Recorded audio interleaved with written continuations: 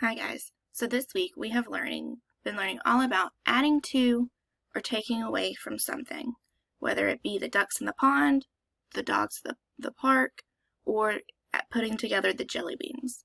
Today we're going to put those together and we're going to do some adding to and taking away from at the same time. Okay? There are 5 pieces of candy on the table. Susan ate 2. How could you show this on a 5 frame? How could you show it if there are 5 pieces of candy on the table, but Susan ate 2? There's your 5 pieces of candy, and 2 of them are crossed off. What does that leave you with?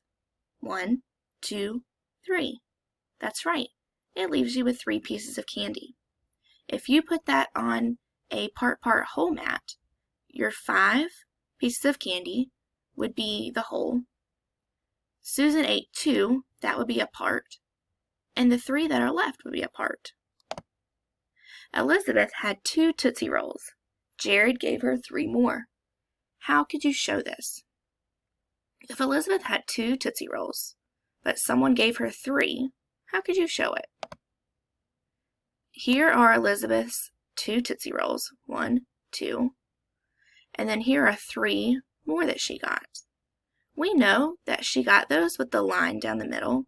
That shows us that someone gave them to her, and it wasn't part of the original. Here's the Tootsie Rolls on a 5 frame. So Elizabeth had 2, and then she got 3 more.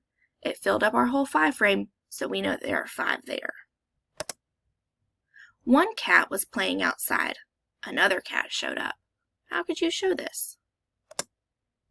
Here's the first cat. He's playing. Then another cat showed up. We could show this by drawing 1 cat and then 1 more.